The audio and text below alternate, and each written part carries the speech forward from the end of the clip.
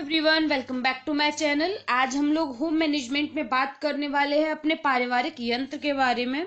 इससे रिलेटेड एक वीडियो मैंने आपको अपलोड की थी, लेकिन उसमें कुछ चीजें समझ में नहीं आई हैं स्टूडेंट्स को, तो मैं कुछ इंपॉर्टेंट जो पॉइंट्स हैं उनको फिर से आज इस वीडियो में कवर करूंगी और बाकी कुछ नए टॉपिक को भी इसमें आज हम लोग डिस्कस करेंगे। तो चलिए बिना टाइम वेस्ट किए हुए देख लेते हैं कि पारिवारिक यंत्र यानी कि इंग्लिश में जिन्हें हम हाउस होल्ड इक्विपमेंट्स कहते हैं वो क्या होते हैं वो और हमारी लाइफ में किस तरीके से जरूरी होते हैं। जो हाउस होल्ड इक्विपमेंट्स होते हैं उनको हम लेबर सेविंग इक्विपमेंट्स भी कहते हैं, यानी कि जो हमारे समय और हमारी शक्ति की बचत करते हैं। ये ऐसे इक्विपमेंट्स होते हैं, ये हमारे जीवन को आसान बना देते हैं क्योंकि इनसे काम करना आसान होता है। ये हमारे काम को न केवल आसान बनाते हैं, साथ में ही हमारे जो वर्क की क्वालिटी है उसको भी बढ़ा देते हैं, उसमें फिनिशिंग आ जाती है। हमारी इक्विपमेंट्स होते हैं उनका चुनाव हम परिवार की आवश्यकता के अनुसार करते हैं। जैसे कि अगर किसी परिवार में वॉशिंग मशीन की जरूरत नहीं है, छोटा परिवार है, केवल 2 ही लोग हैं, हस्बैंड और वाइफ रहते हैं, तो उनके कितने कपड़े होंगे, तो उनको ज्यादा जरूरत नहीं होगी उस चीज की। लेकिन अगर आपकी काफी बड़ी फैमिली है, जॉइंट फैमिली है, जिसमें मदर ही सारे काम करती है, तो उनको जरूरत होगी उस वॉशिंग मशीन की। इस तरीके से हमारी जो इक्विपमेंट्स होते हैं, जो हाउस होल्ड इक्विपमेंट्स होते हैं, उनकी रिक्वायरमेंट आपके फैमिली के स्ट्रक्चर पर, फैमिली की नीड पर, फैमिली के बजट पर डिपेंड करती है। बहुत सारे फैक्टर्स होते हैं जिनको हमें ध्यान रखना चाहिए वाइल परचेजिंग इक्विपमेंट्स, या फिर हमें जब अपने इक्विपमेंट्स को सिलेक्ट करना है। तो आइए बात कर लेते हैं इन्हीं पॉइंट्स के बारे में, इन्हीं फैक्टर्स के बारे में। सबसे पहला है एक्सपेंडिचर, यानी कि आप खर्चा कितना कर सकते हैं, आपकी पॉकेट कितना अलाउ करती है, कितना रिलीज कर सकते हैं आप। क्योंकि बहुत सारी कंपनियां अलग अलग दरों पर बेच रही हैं सामान को मार्केट में, और उपकरण हर फैमिली की कॉस्ट, मतलब उसकी पॉकेट पर डिपेंड करता है कि हम कितना खरीदें। तो इसलिए पहले एनालिसिस कर लेना बहुत जरूरी है। जो उसकी यूटिलिटी है, उसकी उपयोगिता है, उसको देखकर ही हमको उपकरण खरीदना चाहिए। फिर उसके बाद है हमारा सेकंड यूटिलिटी, जो कि हमारी आवश्यकता पर बेस्ड होता है। हमें ये विश्लेषण करना चाहिए, एनालिसिस करना चाहिए कि प्रायोरिटी हमें पहले किसको देनी है। अगर हमारे घर में फ्रिज भी नहीं है और टेलीविजन भी नहीं है, तो हमें ये देखना है कि हमारी प्रायोरिटी क्या है, टेलीविजन खरीदना या फिर हमें रेफ्रिजरेटर खरीदना है। क्योंकि रेफ्रिजरेटर ज्यादा जरूरी है। आपके जो फूड है वो खराब होता है, जल्दी वेस्ट हो जाता है, उसमें आपका मनी वेस्ट होता है, सब्जियां खराब हो जाती हैं, तो आपको पहले वो लेना चाहिए बजाय कि टेलीविजन। लेकिन ये फैमिली की प्रायोरिटी पर भी डिपेंड होता है कि फैमिली की वैल्यूज क्या है। एंटरटेनमेंट वाली है तो वो टीवी परचेज करेंगे, अगर वो इकोनॉमिकल है वैल्यू वाइज तो वो अपना रेफ्रिजरेटर परचेज करेंगे। तो इस तरीके से उसकी यूटिलिटी भी हमें चेक कर लेनी चाहिए। फिर थर्ड हमारा आता है design and model of the equipment. मतलब मार्केट में इतने वैरायटी ऑफ मॉडल डिजाइन्स अलग अलग प्राइस पर हमें मिलते हैं।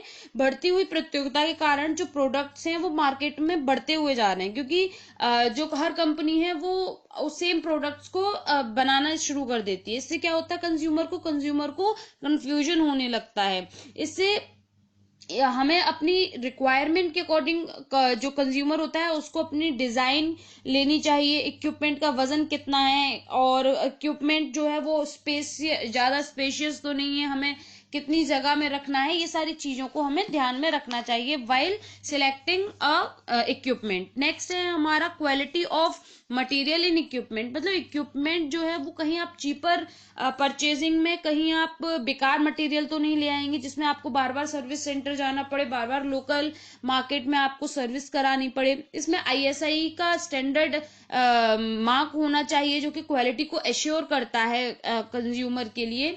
इसके साथ में ही हमें उपकरण की जो मटेरियल है उसकी भी जांच करनी चाहिए। किसी प्रकार के एसिड बेस से प्रतिक्रिया तो नहीं करेगा। अगर वो एक भोज्य सामग्री के लिए मतलब अच्छा यूजफुल है, एप्लीकेबल है, तो कहीं ऐसा तो नहीं है कि दूसरी चीज रखने से वो खराब हो जाएगा। जो आपका इक्विपमेंट है उसमें जो तार वायर लगाए गए हैं वो स्टैंडर्ड क्वालिटी के लगाए गए हैं या नहीं, जो आपका हत्ता है वो बैकलाइट का है या नहीं। इस तरीके से क्वालिटी और मटेरियल की हमें जांच करनी चाहिए। क्योंकि बैकलाइट जो होता है वो हमारा हीट, और जो हमारी हीट होती है, जो हमारा करंट होता है, उसके लिए उसका बैड कंडक्टर है। तो हमारे जो इक्विपमेंट्स होते हैं उनमें बैकलाइट का हत्ता होना जरूरी होता है। तो हमें चेक करना चाहिए कि ये है ऐसा लगाया गया है या नहीं। फिर उसके बाद है हमारा ऑपरेशन एंड वर्किंग प्रिंसिपल्स, मतलब वो किस सिद्धांत पर काम कर रहा है, क्या वो नवीनतम तकनीकी को प्रयोग करके बनाया गया है या नहीं, उसके कहीं ऐसा तो नहीं है। क्योंकि जब हम न्यू टेक्नोलॉजी परचेज करते हैं तब क्या होता है कि वो जो वर्किंग प्रिंसिपल है वो इजी हो जाता है हमारे लिए, उसको मेंटेन करना, मैनेज करना, हैंडल करना, ड्रिवन करना बहुत इजी हो जाता है, उसको चलाना है उस मशीन को। इसीलिए न्यूएस्ट आपकी जो टेक्नोलॉजी होती है एकदम अपडेटेड, उसके अगर हम अपने इक्विपमेंट्स परचेज करते हैं तो वो ज्यादा हमारे लिए फ्रेंडली होते हैं। उसके बाद है सर्विस फैसिलिटी, कि आपकी डोर फैसिलिटी है या नहीं सर्विस की। अगर आपको रिपेयर और अगर आपको मेंटेनेंस के लिए उसको बार बार ले जाना पड़े, मार्केट ले जाना पड़े या फिर सर्विस सेंटर ले जाना पड़े, तो that will be very hectic, क्योंकि इतना टाइम हर किसी के पास नहीं होता है। तो उपकरण के रख रखाव के लिए जो भी उसकी सर्विस की सुविधाएं हैं वो आपको मिल रही हैं या नहीं। जैसे कि अब सर्विस भी आपको किस चीज की मिल रही है, स्पेयर पार्ट्स की मिल रही है या फिर और जो मिल रही है क्या वो इंडियन कंडीशन के अकॉर्डिंग यूजफुल है या नहीं। मतलब हाँ, जैसे कि अगर आपने कोई बहुत अच्छा ब्रांड लिया और वो आपको बाहर कहीं आपके या तो स्टेट से बाहर या फिर आपके कंट्री से बाहर आपको सर्विसेज आपको लेनी पड़े उसकी, तो वो आपके लिए यूजफुल नहीं होगा, क्योंकि it will take minimum 15 to 1 month, जिससे कि वो आपकी मशीन आप पर वापस आएगी। फिर अगर आप ऐसा नहीं भेजेंगे तो आप लोकल मार्केट में लेकर जाएंगे और लोकल मार्केट में चीपर वर्जन ऑफ आपकी रिप्लेसमेंट मिलती है। इस कारण से आपको ये देखना है कि इसकी सर्विस फैसिलिटीज कैसी हैं। फिर उसके बाद आता है आपका मेंटेनेंस, यानी कि रखरखाव। उसकी आप अपने घर में उसका रखरखाव अच्छी तरीके से कर सकते हैं कि नहीं, क्लीनिंग उसकी प्रॉपर यूजफुल है या नहीं है, ये सारी चीजें हमें जानकारी होनी चाहिए। क्योंकि जैसे कि अगर हम मकान भी बनवाते हैं तो उसके बाद हम एक बार पेंट करा लेते हैं, लेकिन बाद में भी उसमें मेंटेनेंस की जरूरत होती है। कभी नल खराब हो गया आपका, कभी आपका कहीं से पेंट हट गया, कभी कहीं से आपकी जो टाइल है वो टूट गई, तो आपको मेंटेनेंस की जरूरत होती है। इन द सेम वे आपके जो इक्विपमेंट्स होते हैं उसमें भी, जैसे आपकी वॉशिंग मशीन है, वॉशिंग मशीन का जो आपका ड्रायर के ऊपर का सर्कल सा जैसा होता है वो आपका कभी खराब हो गया, कभी बजर खराब हो गया या फिर कुछ भी चीज XYZ, तो इसीलिए आपको उसकी जरूरत पड़ती है। फिर नेक्स्ट हमारा आता है गारंटी एंड वारंटी। गारंटी और वारंटी जो है वो दोनों ही अलग अलग वर्ड हैं, जो कि कंपनी यूजुअली मतलब इंटरचेंजेबली यूज करती है, लेकिन हमारी जो इक्विपमेंट है उसके साथ में गारंटी और वारंटी या फिर वारंटी होना जरूरी है। वारंटी कंपैरेटिवली अच्छा वर्ड है और रिलायबल वर्ड है, जो कि एक रिटन फॉर्म में हमें मिलती है, और जो प्रोडक्ट का मैन्युफैक्चरर होते हैं वो एक तरीके से अपनी एक या तो कार्ड जैसा कुछ प्रोवाइड करते हैं जो कि बताते हैं कि स्पेसिफिक गिवन पीरियड में आप अपने प्रोडक्ट को सही करवा सकते हैं। ये बहुत स्पेसिफिक होती है और एक रिटन प्रॉमिस होती है जो कि फॉर्मल फॉर्म में होती है। वही जो गारंटी है, गारंटी जो है वो फॉर्मल नहीं होती है, कम फॉर्मल होती है, और ये रिटन नहीं, ये रिटन भी हो सकती है, ओरल भी हो सकती है। जैसे कि आप किसी शॉप पर जाए तो शॉपकीपर बोलता है अरे मैम हमारी गारंटी है, आप इसको ले जाइए, तो उसने कोई रिटन फॉर्म में तो आपको नहीं दिया। अब जब आप जाएंगे तब वो क्या कहेंगे, वो मुकर जाएंगे उस बात से, क्योंकि आपके पास कुछ रिटर्न फॉर्म में नहीं था। तो इसीलिए जब अगर आपको कोई ओरली बोल भी रहा है तो आप एक पेपर निकाल के बोल दीजिए कि सर इसी बात को आप लिख दीजिए, I will be more assured about it, अगर आप इसको आप लिख देंगे तो। फिर उसके बाद ये जो है ये जर्नल होती है, क्योंकि इसमें किसी भी स्पेसिफिक क्वालिटी के बेसिस पर बात नहीं की जाती है, क्योंकि इसमें जो परफॉर्मेंस सेटिस्फेक्शन है वो बहुत लॉन्गर ड्यूरेशन के लिए नहीं होता। आप सिर्फ या तो अपने टर्म्स को अच्छा बनाने या अपने प्रोडक्ट को बेचने के लिए भी कभी कभी लोग गारंटी टर्म को यूज कर लेते हैं, बट वारंटी जो है वो मोर रिलायबल है देन गारंटी वर्ड। फिर हम बात कर लेते हैं, इससे पहले हम लोगों ने अपनी पिछली वीडियो में कुछ ऑपरेशनल प्रोसीजर्स की बात की थी। जो ऑपरेशनल प्रोसीजर्स जैसे कि आपको जब आप अपने इक्विपमेंट्स को यूज कर रहे हैं तो किस तरीके से यूज करना चाहिए और क्यों। जैसे कि मैंने कहा था कि 3 पिन वाला प्लग आपको यूज करना है, जिससे क्या होता है कि आपके जो पिन होते हैं वो एक प्लस और एक माइनस का होता है, मतलब पॉजिटिव और नेगेटिव आपके धनात्मक और ऋणात्मक फॉर्म को लिए होता है, और एक आपका न्यूट्रल होता है उसमें, तो इससे आपकी अर्थिंग नहीं होती, शॉर्ट सर्किट से आप बच जाते हैं। तो आपको 3 पिन वाला प्लग यूज करना है। ऐसे ही मैंने आपसे कहा था कि आपको जब भी कोई भी आप उपकरण लेने जा रहे हैं तो उसमें यूज कर रहे हैं तो उसको आप लकड़ी के पट्टे पर रखिए जो इलेक्ट्रॉनिक होते हैं, क्योंकि उससे क्या होता है कि एक तो उसका जो वाइब्रेशन है, जो वाइब्रेशन होता है जैसे ग्राइंडर में, तो उसका वो एब्जॉर्ब हो जाता है लकड़ी के पट्टे पर, साथ में आपको करंट नहीं लगता है, करंट से डर से आप बचे रहते हैं। ऐसे ही मैंने कहा था कि अगर आपको अगर आप इलेक्ट्रिकल वायर या फिर पाइप यूज कर रहे हैं तो उसको टाइम टाइम पर चेक करते रहें, कहीं भी टेपिंग करके यूज ना करें। आप एक्सटेंशन के लिए जैसे उसमें जोड़ लेते हैं पाइप में, तो वो टेपिंग वाला काम ना करें, एक ही पाइप को यूज करें, इससे आपको करंट लग सकता है, जॉइंट्स को हमें अवॉइड करना चाहिए। तो इस तरीके के कुछ हम लोगों ने पॉइंट्स को डिस्कस किया था। फिर उसके बाद हम बात कर लेते हैं अपने गृह परिवार के यंत्रों के प्रकार के बारे में, यानी कि आप कौन कौन से जो इक्विपमेंट्स हैं वो यूज करते हैं। ये बेसिकली दो पार्ट्स में डिवाइड किए गए हैं, एक तो इलेक्ट्रिकल इक्विपमेंट और दूसरा है नॉन इलेक्ट्रिकल इक्विपमेंट्स, यानी कि विद्युतीय यंत्र और अविद्युतीय यंत्र।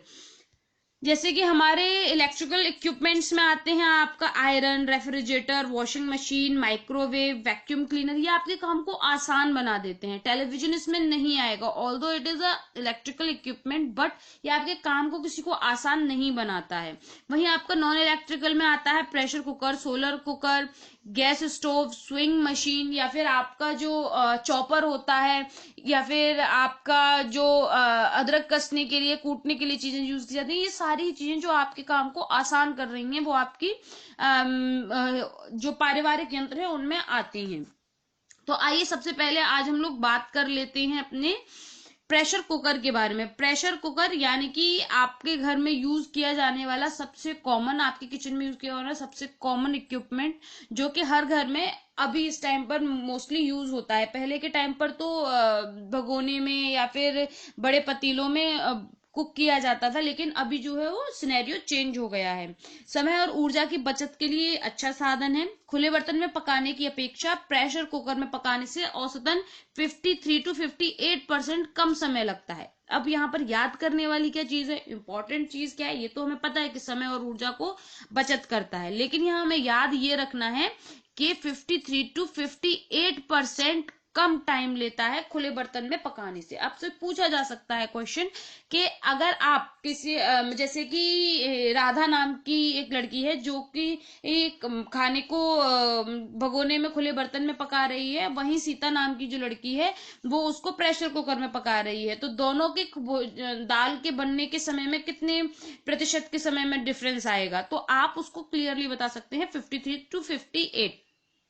अगर आपको 53 मिलता है तो आप 53 पर टिक करेंगे, 58 मिलता है तो 58 पर टिक करेंगे। तो इस तरीके से आपको आंसर यहाँ पर पता है कि आपको क्या आंसर टिक करना है। फिर उसके बाद है यह समय कुकर के अंदर बने दाब के कारण होता है, या फिर ये भी पूछा जा सकता है आपसे कि प्रेशर कुकर में भोजन जल्दी क्यों पक जाता है, क्योंकि उसमें दाब अधिक हो जाता है, ये प्रेशर आपका अंदर बढ़ जाता है। नाम में ही है प्रेशर और कुकर, यानी कि अंदर एक प्रेशर बन रहा है, दाब बन रहा है। जो इसका कार्य सिद्धांत है वो आपको याद रखना जरूरी है, इट इज वेरी इंपॉर्टेंट।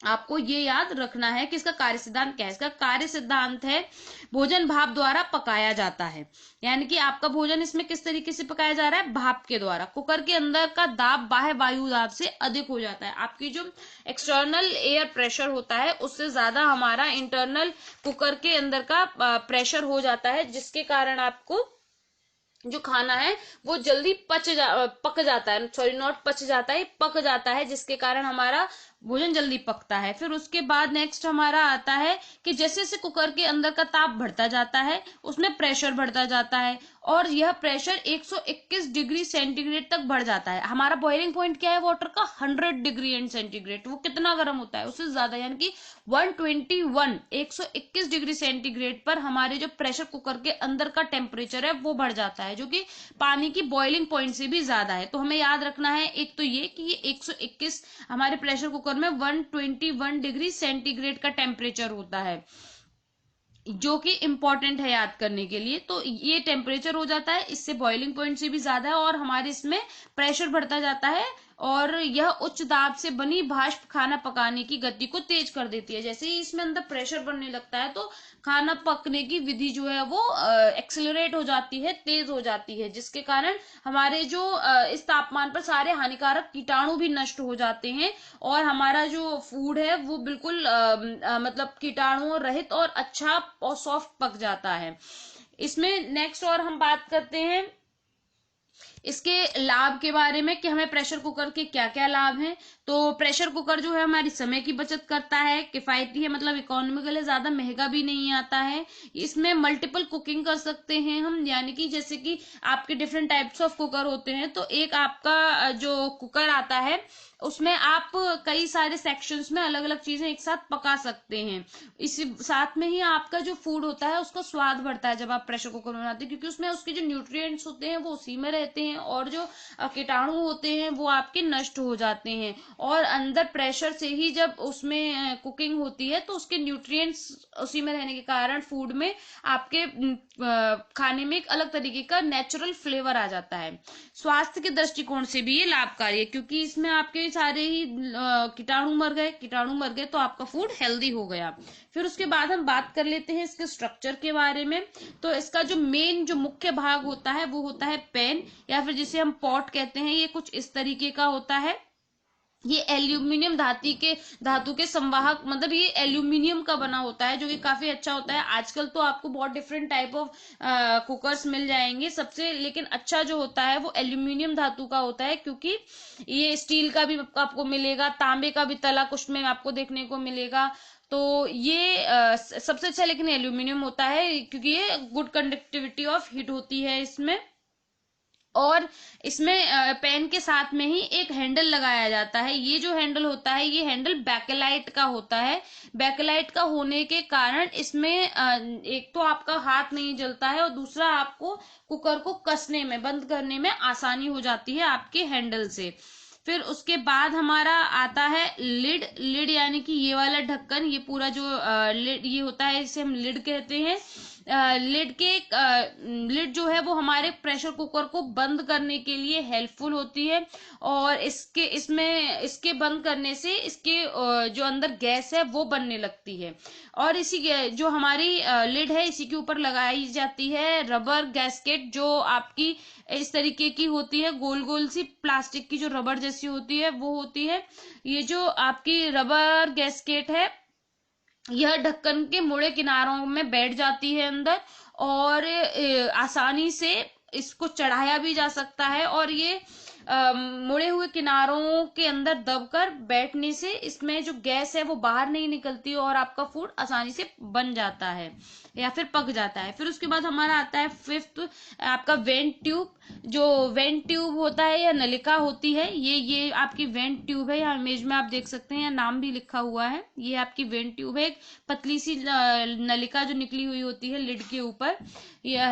इसमें से जो अतिरिक्त भाप होती है वो बाहर निकलती है। यह वही स्थान है जहां पर ढक्कन का हैंडल जुड़ा हुआ होता है। जब खाद्य पदार्थ और पानी से भरा हुआ कुकर हम बंद करते हैं और स्टे पर चढ़ाया जाता है तो कुकर की बॉडी में भाप बननी शुरू हो जाती है। धीरे धीरे भाप का दाब बढ़ने लगता है और अपने निश्चित परिणाम, जो कि प्रति वर्ग सेंटीमीटर पर 1 किलोग्राम, यानी कि जो आपका जो प्रेशर जो बढ़ता है, यहाँ आप इस लाइन को ध्यान से सुनिएगा, जो आपका प्रेशर बढ़ता है वो प्रेशर आपका प्रति वर्ग सेंटीमीटर पर 1 किलोग्राम यानी कि 15 पॉन्ड्स पर स्क्वायर इंचेस बढ़ता है। आपका जो प्रेशर बढ़ता है वो 15 पॉन्ड्स पर स्क्वायर इंचेस बढ़ता है। अगर हम हिंदी में कहें तो प्रति वर्ग सेंटीमीटर पर 1 किलोग्राम के हिसाब से आपका दाब बढ़ जाता है। जो आपकी वेंट वेट है, यानी कि जो आपकी ये वेंट वेट होती है या फिर जिसे हम सिर्फ वेट भी कहते हैं, जो कि आपके कुकर के साइज पर डिपेंड होती है कि कितनी बड़ी होनी चाहिए। तो जो आपकी वेंट वेट है वो जो है वो ऊपर उठ जाती है और अतिरिक्त भाप जो वेंट ट्यूब से बाहर निकल जाती है। जब कुकर के अंदर भाप का दाब अपने निश्चित तल पर लौट आता है तब आपका जो वेंट वेट है वो अपनी स्थिति में वापस आ जाता है। इस प्रकार भोजन पकाते समय अंदर का दाब लगातार स्थिर बना रहता है, अदरवाइज कुकर क्या होगा, फट जाएगा। इसीलिए कहते हैं कि आपकी वेंट ट्यूब जो है वो क्लियर होनी चाहिए, उसमें कुछ भी फंसा नहीं होना चाहिए। अगर उसमें कुछ फंसा होगा तो जो अंदर का जो प्रेशर बना है वो बाहर नहीं निकलेगा और कुकर फट जाएगा, फटने का उसका डर रहता है।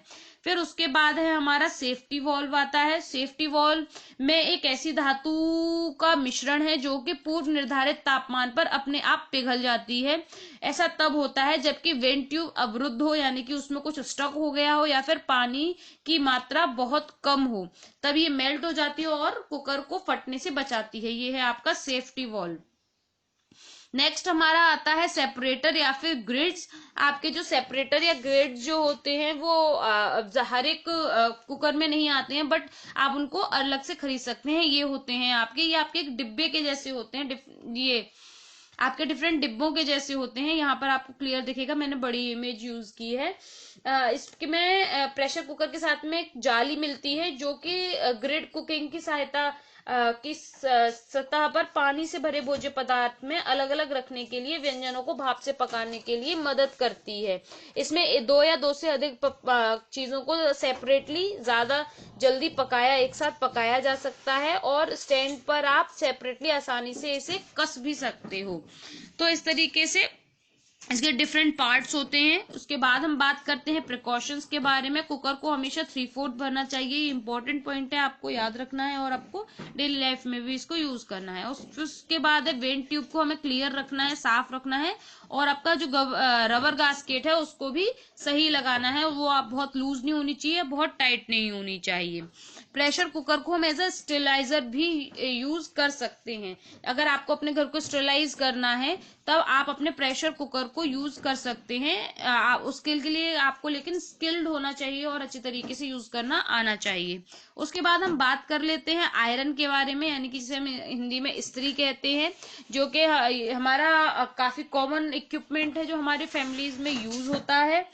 Use to remove unwanted wrinkles and creases from fabric. जो आपका फैब्रिक होता है, कपड़ा होता है, उसके ऊपर से जो सिकुड़न होती है उसको हटाने के लिए, या फिर जो क्रीज बन गई हैं जो अनावश्यक है उनको हटाने के लिए यूज होता है। कभी कभी स्पेशल क्रीज को डालने के लिए भी जो आपकी आयरन है उसको यूज किया जाता है।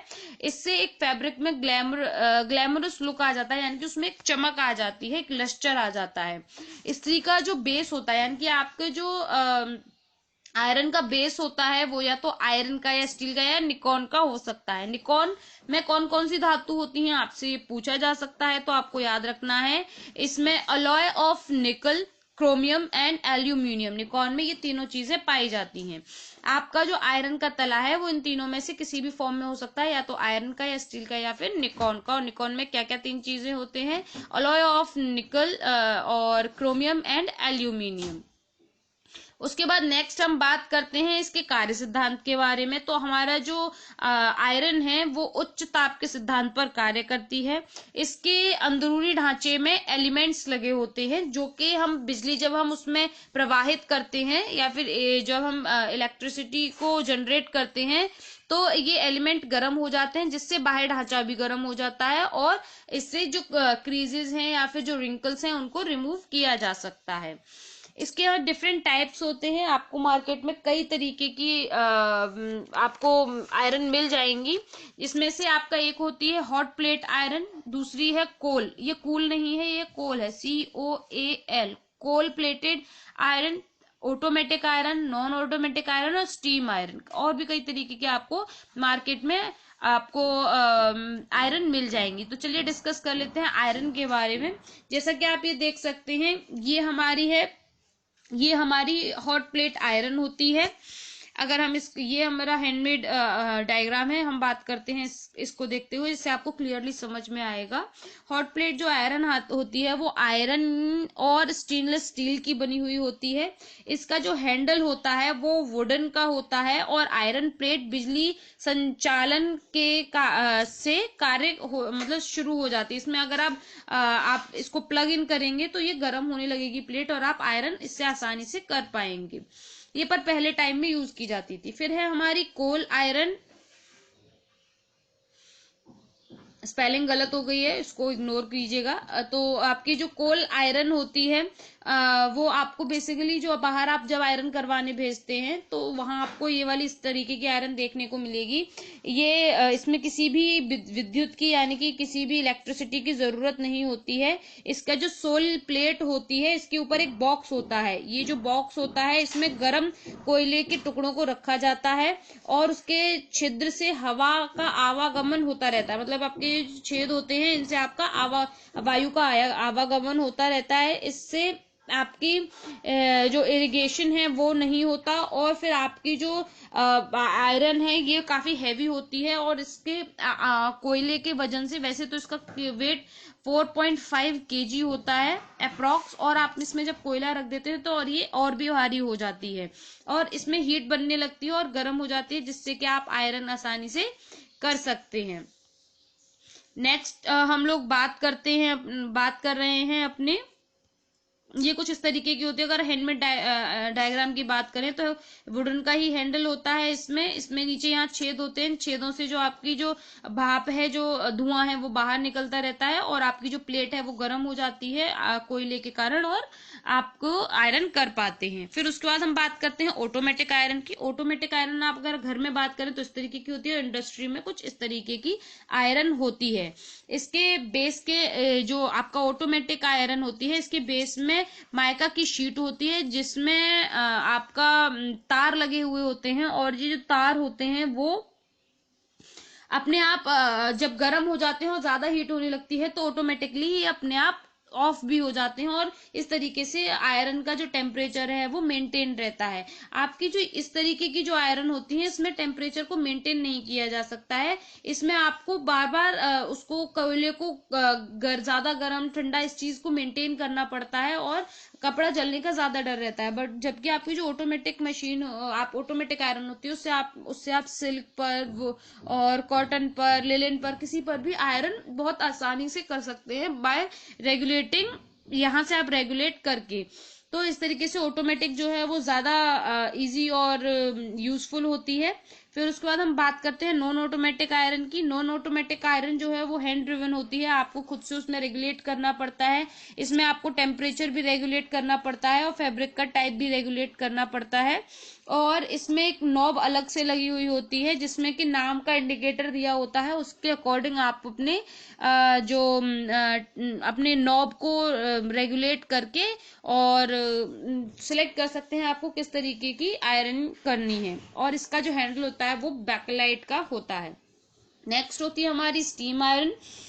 ये कॉटन, लिनन और रेयॉन के लिए यूजफुल होती है कुछ, क्योंकि इन वाले फैब्रिक में कुछ मॉइस्चर की जरूरत होती है, कुछ नमी की जरूरत होती है, बहुत हार्ड होते हैं और इन पर रिंकल्स जल्दी पड़ते हैं। स्टीम आयरन एक इम्प्रूव्ड मॉडल है आयरन का।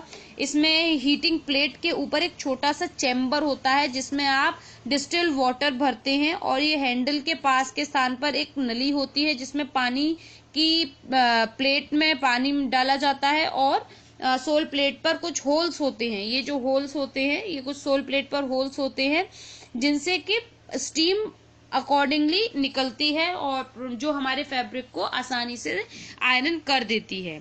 और आजकल वैसे भी कोविड के टाइम पर स्टीम आयरन ज्यादा यूजफुल है और लोग इसको ज्यादा यूज करते हैं। तो इस तरीके से आज हमने कंप्लीट किए हैं अपने आयरन और प्रेशर कुकर को। नेक्स्ट वीडियो में हम लोग बात करेंगे अपने सोलर कुकर के बारे में और भी बहुत सारे हमारे जो इक्विपमेंट्स हैं जो कि इम्पोर्टेंट हैं जिनके बारे में पूछा जा सकता है, जैसे कि रेफ्रिजरेटर है आपका वैक्यूम क्लीनर है और आपका माइक्रोवेव ओवन है। तो इनके बारे में भी हम नेक्स्ट वीडियो में डिस्कस करेंगे। I hope you like this video. अगर वीडियो अच्छी लगी हो तो फिर लाइक करें, कमेंट करें, कोई भी क्वेरी हो, क्वेश्चन हो आप मेरे इंस्टाग्राम हैंडल पर भी पूछ सकते हैं, उसका मैं लिंक आपको डिस्क्रिप्शन बॉक्स में प्रोवाइड कर दूंगी। और भी कोई अगर क्वेश्चन हो तो आप जरूर पूछें। Thank you for watching my video and have a good day. Bye bye.